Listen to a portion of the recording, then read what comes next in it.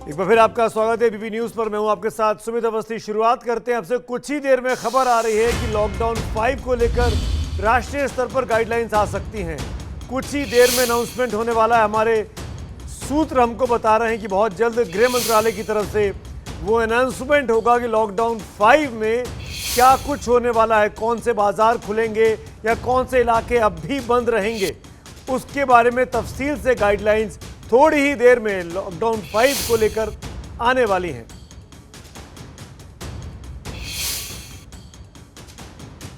Lockdown 5 पर हम बात करेंगे अपने तमाम सहयोगियों से। हर राज्य से हमारे साथ सहयोगी जुड़ रहे हैं। यहां न्यूज रूम से मेरे साथ पंकज झा हैं, चंडीगढ़ से जगविंदर पटियाल हैं, भोपाल से ब्रजेश राजपूत हैं, ओम प्रकाश तिवारी दिल्ली से ही मौजूद हैं और साथ में मेरे साथ पिंकी राजपुरोहित हैं जो इस वक्त बेंगलुरु में है और साथ में नीरज पांडे हैं। तमाम सहयोगियों से हम मनीष शर्मा है, माफ़ करिएगा, मास्क लगा रखा है, पहचानने में दिक्कत भी हो रही है, चेहरा भी उनका नीचे की ओर था। मनीष शर्मा जयपुर से मेरे साथ है। आप सबके साथ में बातचीत करूंगा, लेकिन इस बीच एक बड़ी खबर जो मध्य प्रदेश से आ रही है। खबर यह है कि भोपाल में मध्य प्रदेश की सरकार ने लॉकडाउन 15 दिन को बढ़ाने का ऐलान कर दिया है। लॉकडाउन और 2 हफ्ते के लिए मध्य प्रदेश में बढ़ा दिया गया है। शिवराज सिंह चौहान ने अभी कुछ देर पहले इस बात की औपचारिक तौर पर घोषणा कर दी है। तो अब यह साफ होता जा रहा है कि लॉकडाउन 5 कम से कम 2 हफ्ते और बढ़ सकता है। क्या कहा मुख्यमंत्री ने, आइए सुनते हैं।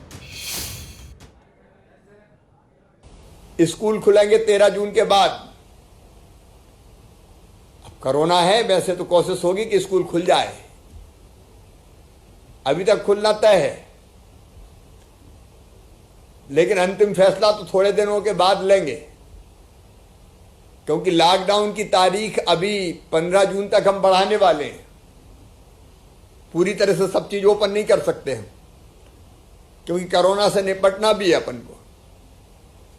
और इसलिए हमने तय किया कि कम से कम 13 जून तक के जो पैसे हैं मई के महीने के और जून में 13 जून तक के। तो साफ समझ में आ गया शिवराज सिंह चौहान की बातों से। ब्रजेश राजपूत मेरे साथ हैं कि भोपाल में मध्य प्रदेश में लॉकडाउन की मियाद बढ़ रही है। ब्रजेश, क्या परिस्थितियां काबू में नहीं आई हैं, खासकर इंदौर जैसे शहर में? बिल्कुल सुमित, ये जो शिवराज सिंह का जो बयान है, ये उनका अधिकृत बयान अभी तो नहीं कह सकते, क्योंकि एक मीटिंग के दौरान चर्चा, अभी एक बैठक जो हुई थी उसमें उन्होंने जो वीडियो कॉन्फ्रेंस कर रहे थे उस दरमियान उन्होंने कहा, मगर इससे उनका सरकार क्या करने जा रही है इसका अंदाज़ा लग गया। बड़ी बात यही है कि अभी भी मध्य प्रदेश में 7,500 से ज़्यादा केसेस कोरोना पॉजिटिव के हैं, जो सरकार के लिए चिंता का विषय है।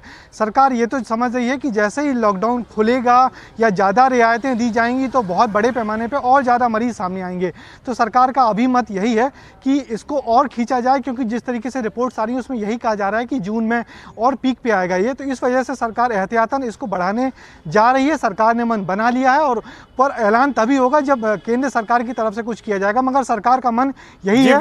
साफ समझ में आ रहा था 15 जून के बाद ही कुछ 13 जून के बाद स्कूल खुलेंगे। शिवराज सिंह चौहान खुद बोल रहे हैं, और जैसा कि ब्रजेश आप कह रहे थे कि वीडियो कॉन्फ्रेंसिंग में बात कर रहे थे और उनकी बातों से साफ हो रहा था कि स्कूल और तमाम जो लॉकडाउन की मियाद है वो 2 हफ्ते और बढ़ने जा रही है। पंकज झा मेरे सहयोगी मेरे साथ न्यूज रूम से हैं। पंकज, क्या ये बात मान ली जाए, जो बात शिवराज सिंह चौहान इशारा कर रहे हैं, ये पूरे देश के लिए है या सिर्फ उन्हीं जगहों के लिए है जहां पर ज्यादा संक्रमण है? सुमित, देखिए, जिस तरीके से पिछले ट्रेंड रहे हैं कि राज्य सरकारों को पहले से संकेत दे दिए जाते रहे हैं, आपने भी गौर किया होगा, कई राज्य पहले ही लॉकडाउन बढ़ाने का ऐलान कर चुके रहते हैं।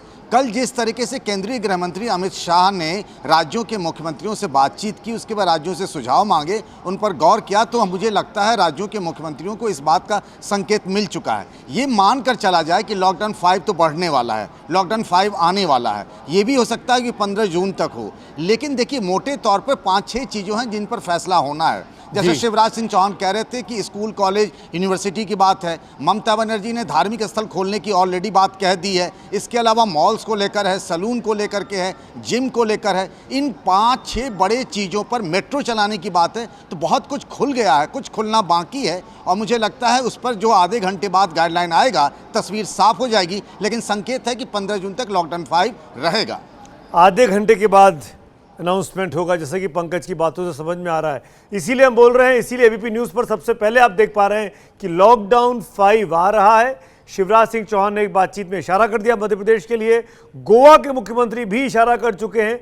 मैं आपको बता दूं, आगे अपने सहयोगियों के पास जाऊं उसके पहले, कि शाम के 6 बजे का वक्त शनिवार को विजय फैक्टर का होता है, लेकिन आज ये बड़ी खबर होने की वजह से हम विजय फैक्टर आज नहीं दिखा पा रहे हैं। उसके लिए हम आपसे खेद जता सकते हैं, लेकिन हम ये ज़रूर कहना चाहते हैं कि खबरों के मामले में आपको पीछे नहीं रखेंगे। जगविंदर पटियाल, लॉकडाउन 5 की बात हो रही है, 15 दिनों तक बढ़ाने की बात चल रही है। क्या पंजाब सरकार, जो हमेशा पहले से इनिशिएटिव लेती रही लॉकडाउन 1, 2, 3, 4 के टाइम पे, वहां भी ये तैयारी है 5 के लिए?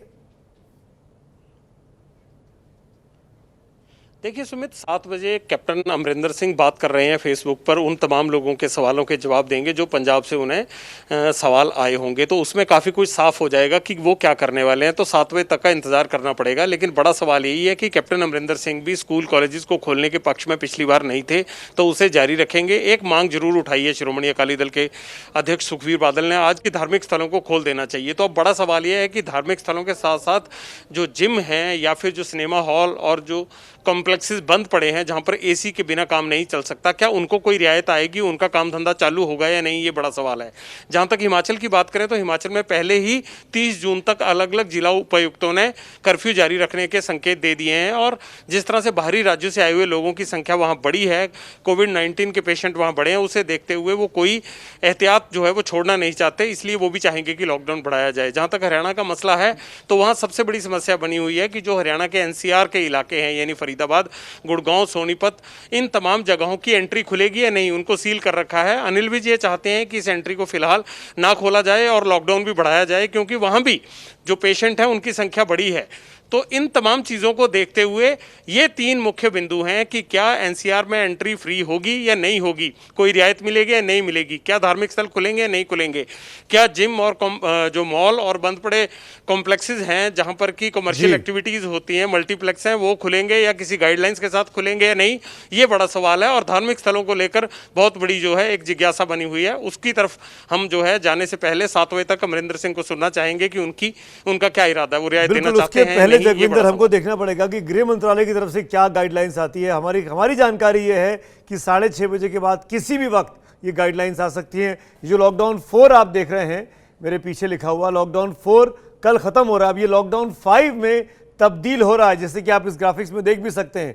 हमारी तैयारी पूरी हो चुकी है और मैं आपको ये गुजारिश भी करना चाहूँगा कि लॉकडाउन 5 को लेकर आप उन क्षेत्रों में जो लोग रहते हैं जहाँ पे संक्रमण है, ओम प्रकाश तिवारी, उन जगहों पर खास तौर पर, खासकर जैसे मुंबई हो गया, जैसे दिल्ली हो गया, जैसे पुणे हो गया, जैसे इंदौर हो गया, चेन्नई हो गया, इन शहरों में जहां पर संक्रमण है, जिनको माना जा रहा है कि सबसे बड़े कोरोना के केंद्र बने हुए हैं, वहां पर क्या रिस्ट्रिक्शंस और कड़े होंगे?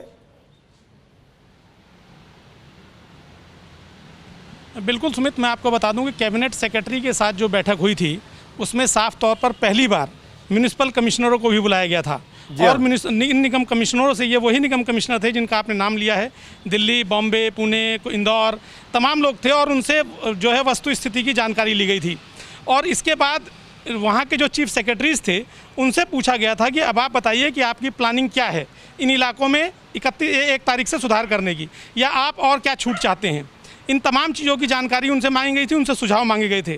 और ये इंडिकेशन करता था कि केंद्र सरकार जो हब बने हुए हैं फिलहाल कोरोना के, वहाँ पर और सख्ती करने के मूड में है।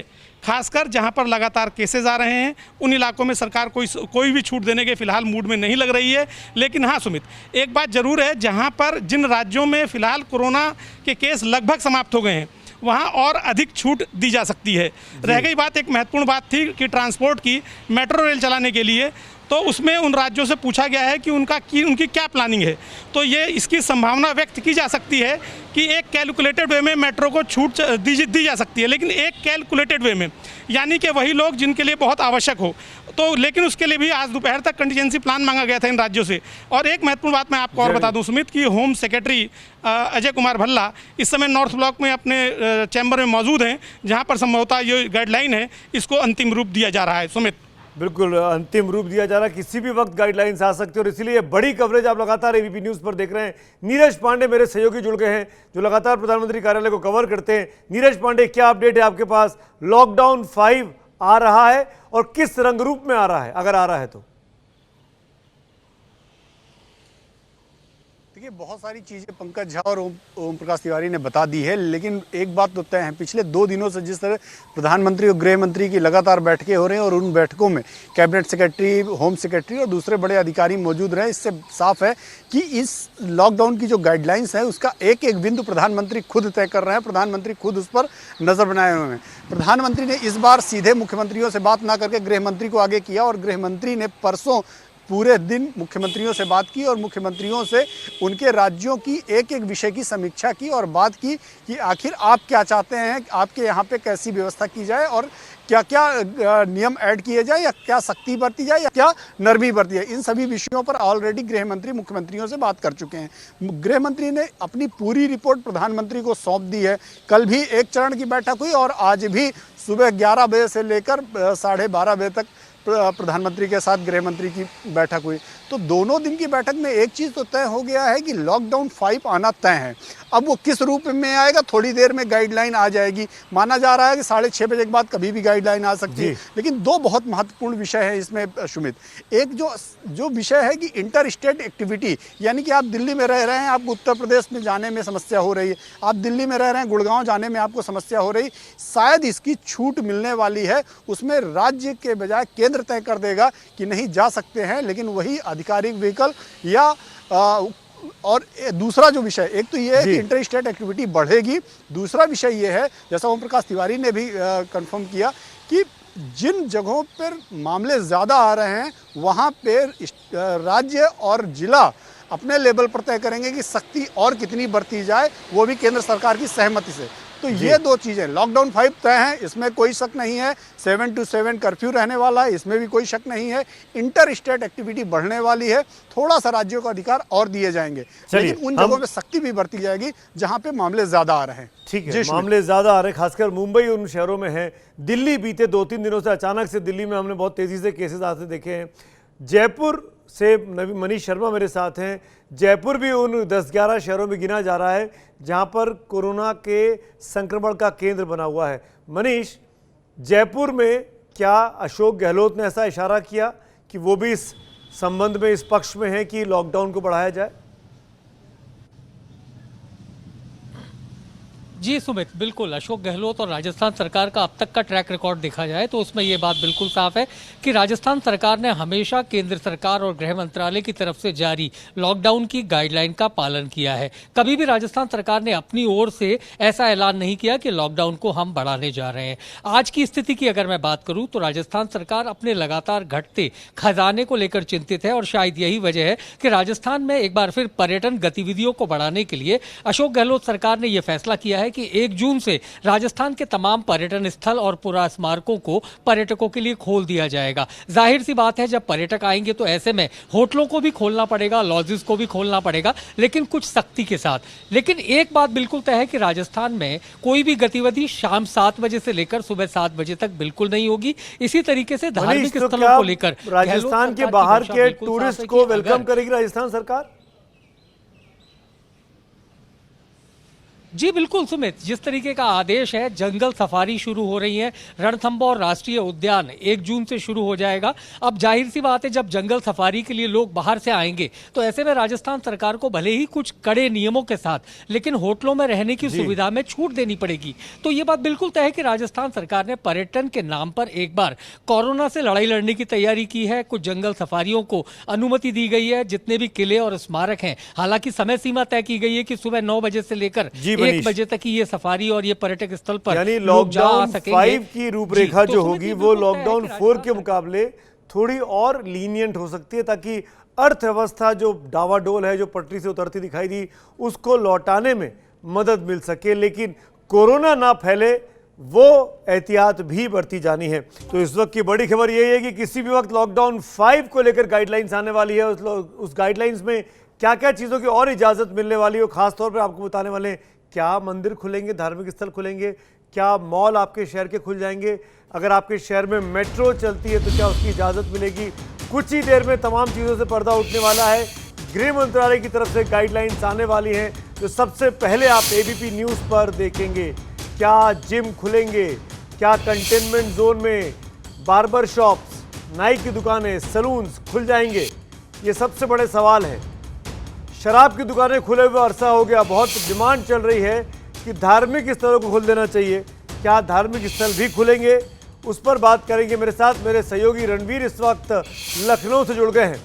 रणवीर, क्या लखनऊ में, उत्तर प्रदेश में धार्मिक स्थल खुलने की कोई उम्मीद है, चांसेस हैं, मुख्यमंत्री चाहते हैं?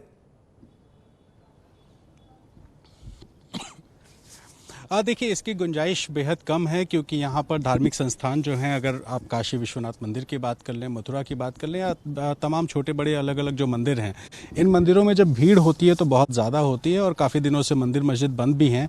तो ऐसे में किसी भी तरीके से धार्मिक संस्थानों को कोई भी शर्त रख दी जाए लेकिन भक्तों को रोक पाना बहुत मुश्किल होगा। ऐसे में गुंजाइश बेहद कम है। कल मौलाना खालिद राशिद फिरंगी महली ने एक बैठक भी की थी सर्वधर्म की, जिसमें हिंदू मुस्लिम अलग अलग धर्मों के धर्मगुरु आए थे। उन्होंने सरकार से चिट्ठी लिखकर मांग भी की थी कि धार्मिक संस्थान कुछ शर्तों के साथ खोले जाएं। धार्मिक संस्थानों को ये दायित्व दिया जाए कि वो लोगों को नियम का पालन करवाएं। लेकिन फिलहाल जिस तरह की स्थिति है और यूपी में 7,500 के आसपास मामले आ चुके हैं, उसको देखते हुए गुंजाइश बेहद कम है। इसके अलावा अगर स्कूल कॉलेजेस की बात करें तो उसकी भी चांसेस बिल्कुल कम है क्योंकि सरकार को ये पता है कि बच्चों को संभाल पाना और साथ साथ धार्मिक संस्थानों में जो आने वाली भीड़ है उनको संभाल पाना बहुत मुश्किल है। ऐसे में धार्मिक संस्थान, स्कूल कॉलेजेस, ये बहुत मुश्किल है कि ये खुल पाएंगे। जी, लखनऊ शहर की स्पेसिफिकली बात करूं रणवीर, तो वहां मेट्रो चलती है, क्या उस मेट्रो को लेकर कोई पहल की जा रही है? देखिए, मेट्रो में भी फिलहाल मेट्रो को नहीं चलाया गया है। उसकी वजह यह है कि रोड पर इस तरह की कोई ज़रूरत नहीं है। पहले ही लखनऊ मेट्रो जब नॉर्मल डेज थे उसमें भी उनकी राइडरशिप बहुत कम रहती है। ऐसे में फ़िलहाल मेट्रो खोलने की बहुत ज़्यादा ज़रूरत लखनऊ की सड़कों पर नहीं है। कुछ सिटी बसेस को शुरू किया था सरकार ने और साथ ही सुबह 7 से शाम 7 बजे तक आने जाने की इजाज़त लोगों को है। बाज़ारों की अगर बात करें तो बाज़ारों में ऑल्टरनेट डेज पर एक दिन लेफ्ट साइड की दुकानें खुलेंगी, एक साइड राइट साइड की। ऐसे में जो लोग भी अपने ऑफिसेज या दुकान जाते हैं उनको जाने में फ़िलहाल बहुत ज़्यादा दिक्कतें नहीं हैं। ऐसे में मेट्रो को खोलना भी सरकार के लिए एक बड़ा संकट हो जाएगा क्योंकि फिर उसको भी पूरा सैनिटाइज कराना और उसको भी मेंटेन करना ये बहुत बड़ी जिम्मेदारी है। ऐसे में मेट्रो भी फिलहाल नहीं खुलेंगी और न ही ऑटो को सरकार खोल रही है क्योंकि जो पब्लिक कन्वेंस में ऑटो चलती है उनमें बहुत ज़्यादा भीड़ होती है। तो फिलहाल इस तरह के एहतियात यूपी में बरते जा रहे हैं। यानी किस तरीके का लॉकडाउन 5 होगा उत्तर प्रदेश के लिए वो आपको हम बताएंगे, लेकिन सीधे उत्तर प्रदेश से आपको मैं दक्षिण भारत ले चलता हूँ। पिंकी राजपुरोहित मेरी सहयोगी बेंगलुरु से इस वक्त हमारे साथ मौजूद हैं। पिंकी, बड़ा अच्छा मौसम हो रहा है, आप जहाँ खड़ी हुई हैं मैं देख पा रहा हूँ, बहुत तेज़ हवा चल रही है, लेकिन हम ये जानना चाहेंगे सुहाने मौसम के साथ क्या बेंगलुरु के लिए सुहाना वक्त आने वाला है? क्या चाह रही है वहाँ की सरकार? जिस तरह से देश भर में जो है लॉकडाउन 5.0 की बात हो रही है, लेकिन कर्नाटका के लिहाज से अगर बात करें जरूर कह सकते हैं क्योंकि जिस तरह से केसेस को काफी हद तक कंट्रोल कर कर्नाटक की सरकार अपना पॉलिसीज जो है कामयाब रही के बाद लगातार हम देख रहे हैं कि जिस तरह से रिलैक्सेशन जो है वो काफी हद तक पिंकी बीच में टोक रहा हूँ, माफ़ी चाहता हूँ, काफ़ी ज़्यादा ही तेज़ हवा चल रही है, आपकी आवाज़ बिल्कुल सुनाई नहीं दे रही है। अगर आप माइक्रोफोन को अपने पास रख लेंगी तो शायद कुछ समझ में आए। अब इस सिर्फ हवा और तेज़ हवा यही ऑन एयर जा रहा है। अब बहुत तेज़ पिंकी जो कुछ कह रही है समझ में नहीं आ रहा। लेकिन पंकज झा, एक चीज़, क्योंकि ममता बनर्जी कह चुकी है धार्मिक स्थल खुलने चाहिए, कर्नाटक की येदियुरप्पा सरकार ने इस तरह की इच्छा जताई है, क्या आपको लगता है, आपके सूत्र क्या कहते हैं, जब नई गाइडलाइंस आएंगी तो इस बारे में कुछ इशारा मिल सकता है? हो सकता है कि इस बारे में, चूंकि येदियुरप्पा सरकार जैसा आप कह रहे हैं, ममता ने भी कह दिया है, बहुत सारे साधु संतों ने, खासतौर से मैं जिक्र करना चाहूँगा यूपी के साधु संतों ने भी इस बात की मांग की है कि जो मंदिर है वहाँ खोल दिए जाएं। रही बात की भीड़ को रोकने की, तो जिस तरीके से कुछ शर्तों के साथ दूसरी सेवाएं शुरू की गई हैं, हो सकता है कि धार्मिक स्थल को भी खोलने की इजाज़त दे दी जाए। इसमें कुछ खतरा है, लेकिन कुछ शर्तों के साथ अगर खोलने की इजाज़त दे दी जाए तो मुझे लगता है बात बन सकती है। और कई राज्यों से जब सुझाव मांगे गए तो राज्यों ने कहा कि हाँ, धार्मिक स्थल खुलने चाहिए।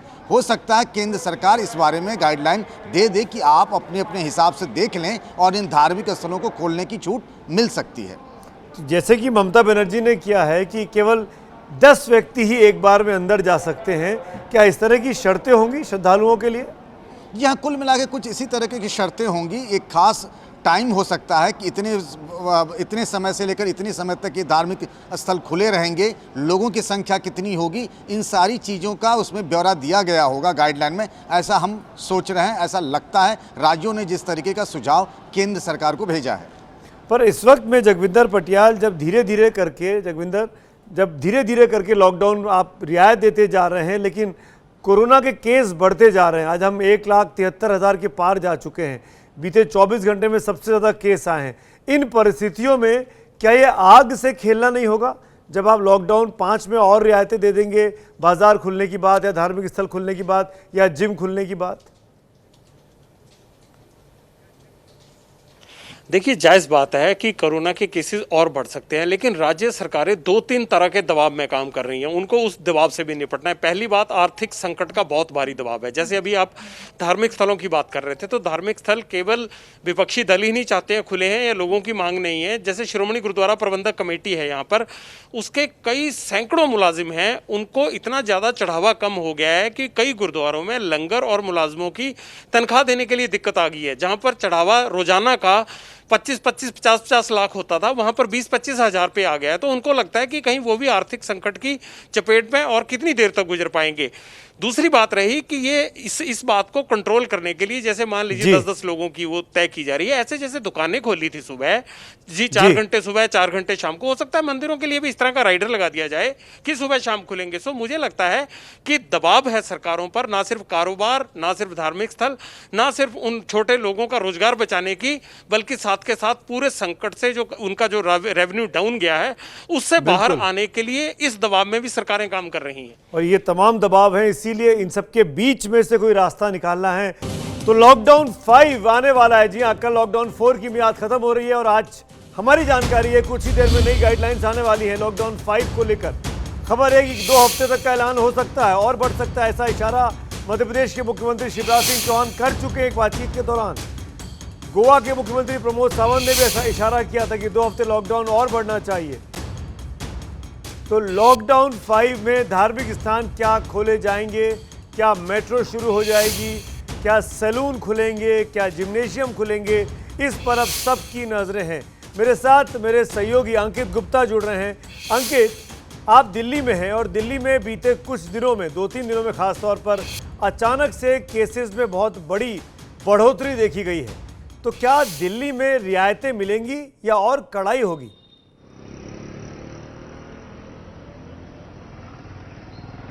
सुमित, अगर हम बात करते हैं देश की राजधानी दिल्ली की, तो यहाँ पर अगर हम जो पिछले लॉकडाउन 4 के दौरान ही देखें तो अभी जो कुल मामले हैं जो कि करीबन 18,000 हैं, इसमें से करीबन 50% मामले ऐसे हैं जो लॉकडाउन 4 के दौरान सामने आए हैं। और इस वजह से अब दिल्ली सरकार के सामने एक बहुत बड़ी असमंजस की स्थिति है। हालांकि दिल्ली सरकार चाहती जरूर है कि मेट्रो सेवा शुरू हो जाए। उसके अलावा जो जिस तरीके से जो है मार्केट की बात हो रही है, तो मार्केट में अभी जो एक ऑड इवन करके खोला जा रहा है, तो उसमें जो थोड़ा सा जो व्यापारियों का कहना है थोड़ा और वक्त मिलना चाहिए। तो ये सारे मुद्दे दिल्ली सरकार के सामने आए थे। लेकिन जो असमंजस की स्थिति है वो ये है कि लॉकडाउन 4 के दौरान ही जो मौतों का आंकड़ा है वो 160 से करीबन 400 पहुंच गया। जो 10,000 मामले लॉकडाउन 4 की शुरुआत में थे वो अब करीबन 18,000 हो गए हैं। तो ऐसे में दिल्ली सरकार के सामने मुश्किलें जरूर हैं। हालांकि जैसी जो जानकारी निकल के सामने आ रही है, चर्चा जरूर हो रही है कि मेट्रो खुलवाई जाए। केंद्र सरकार, अंकित, मेरा सवाल भी यही है कि दिल्ली के लिए जैसे मुंबई के लिए लोकल ट्रेनें, वैसे ही दिल्ली के लिए मेट्रो, ये बहुत ज़रूरी हो गया आज की तारीख में अगर दिल्ली में चीज़ों को सामान्य बनाना है। पर मेट्रो में जो चढ़ने वाली भीड़ है उसको काबू करने के लिए कोई प्लान है दिल्ली गवर्नमेंट के पास? कोई तैयारी की गई है? जैसे एयरपोर्ट पे हमने देखा या स्टेशनों पे हमने देखा, ऐसी कोई तैयारी?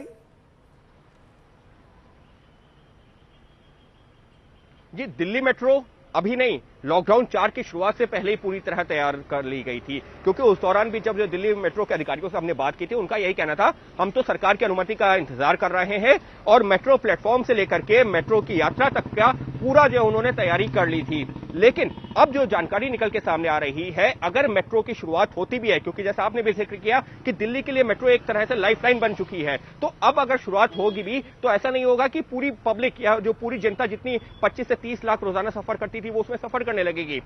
शुरुआती जो अभी ये शुरुआत अगर इसकी होगी भी तो जो सरकारी कर्मचारी होंगे या एसेंशियल सर्विसेज से जुड़े हुए लोग होंगे उनके लिए शुरुआत में इसको खोला जा सकता है। लेकिन अब कोशिश दिल्ली सरकार की यही है कि इसकी शुरुआत होनी चाहिए। जी पंकज झा मेरे साथ हैं। पंकज, ये जाहिर तौर पर एक बहुत बड़ी बात है कि गर्मी की छुट्टियां चल रही हैं। इस वक्त में अमूमन लोग मॉल्स में जाते हैं, सिनेमा हॉल में जाते हैं बाहर गर्मी से बचने के लिए। क्या इन बारे में कोई जानकारी है? क्या सिनेमा हॉल, मॉल्स खुल सकते हैं या नहीं खुलेंगे, या कंडीशंस के साथ खुल सकते हैं?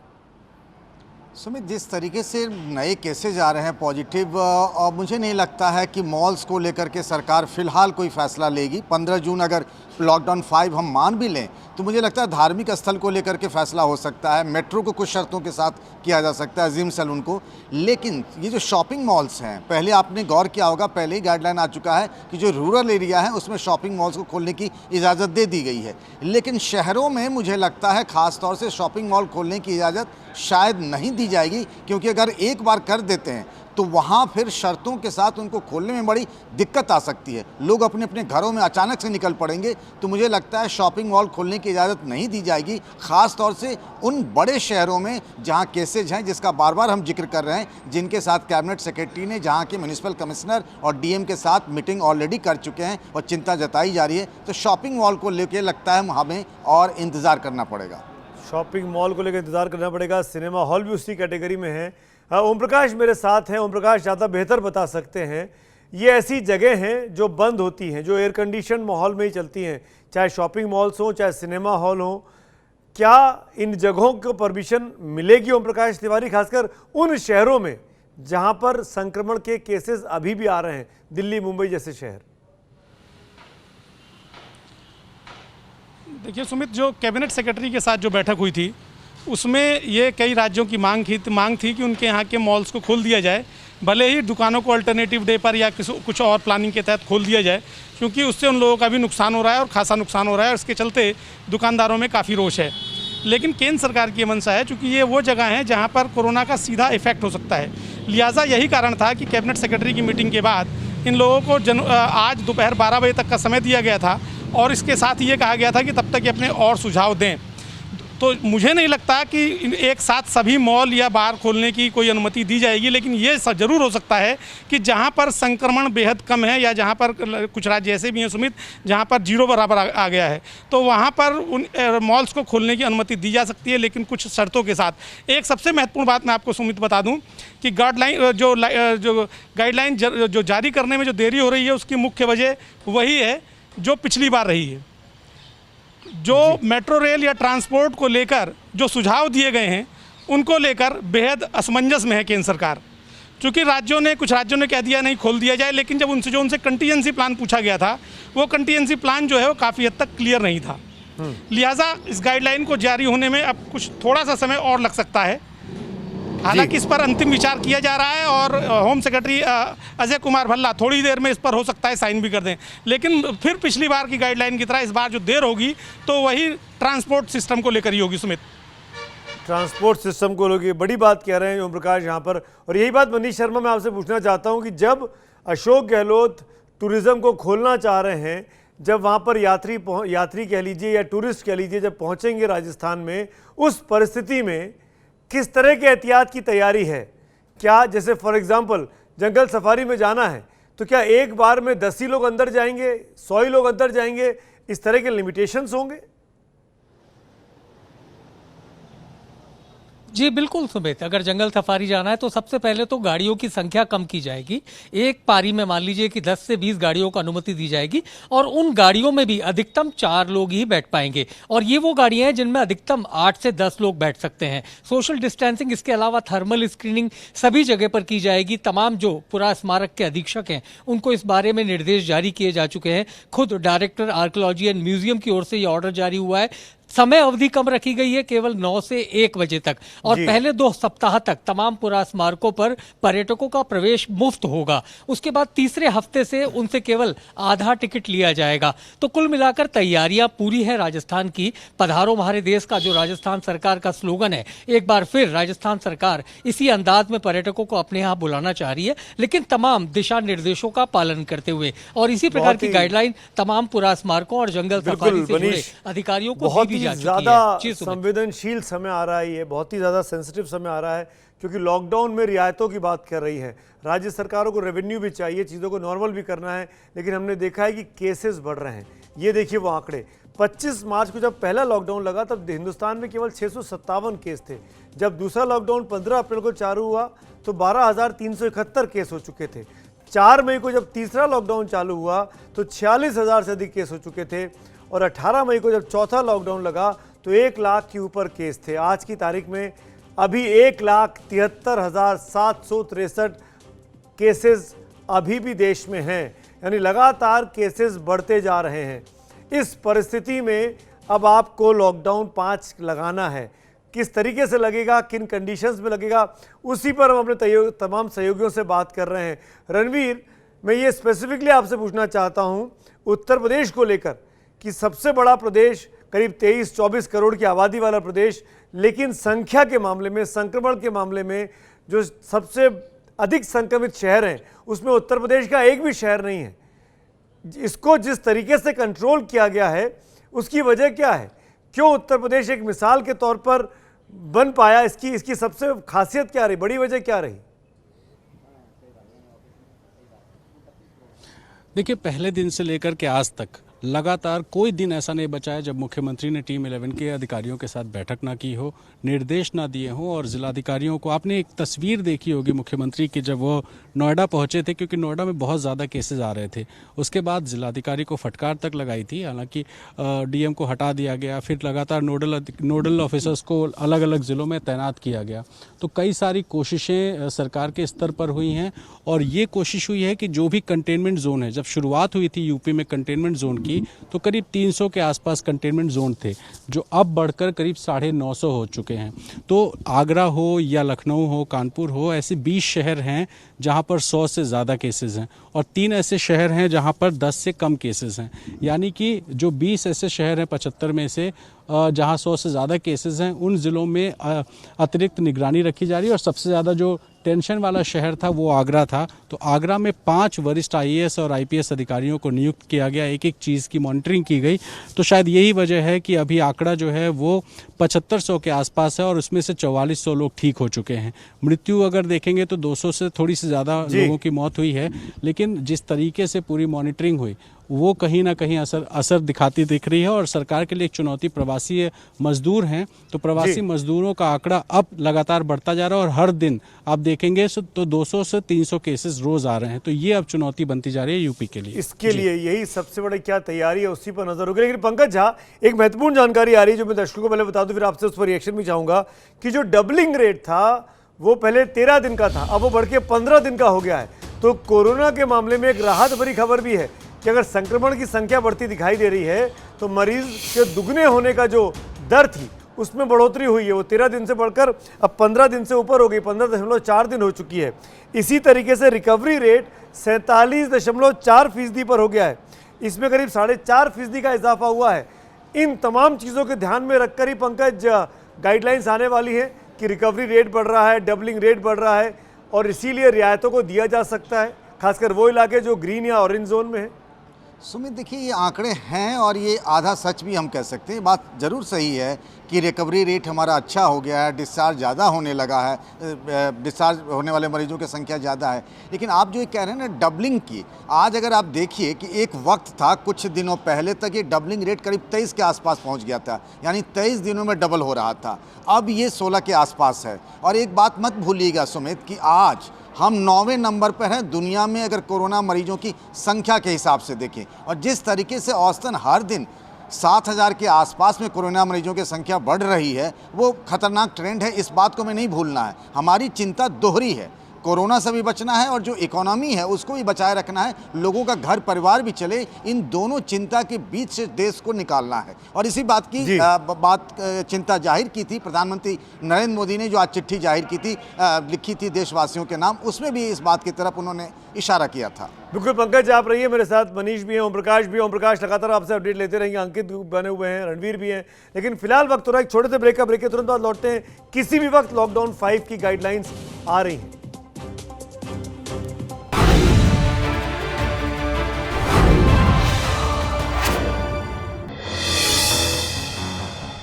लाल दीवार बगावत की दरार, शाम 7:30 बजे।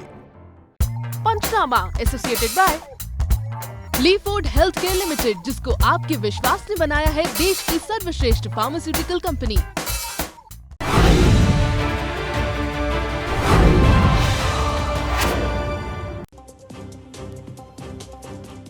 तो लॉकडाउन 5 आने वाला है, किसी भी वक्त अनाउंसमेंट होने वाला है। आपको इस वक्त की सबसे बड़ी खबर बता दें कि कोरोना के मामले में एक राहत भरी खबर आई है। डबलिंग रेट जो है, यानी मरीजों के दुगने होने की जो दर है, उसमें इजाफा हो गया है। पहले ये 13.3 था, अब ये 15.4 दिन हो गया है। यानी करीब 15.5 दिन में अब केसेस जो हैं वो डबल हो रहे हैं। ये एक सकारात्मक या पॉजिटिव संकेत के तौर पर आप इसको मान सकते हैं, राहत भरी खबर है। इसी तरीके से जो रिकवरी रेट है, मरीजों के ठीक होने की दर है, जो 42-43% पर थी, वो आज बढ़कर 47% पर हो गई है। और ये चीज़ें एक इशारा कर रही हैं कि कोरोना के खिलाफ लड़ाई में जो सरकारी नीतियां थीं, उसमें कुछ हद तक कामयाबी भी मिल रही है।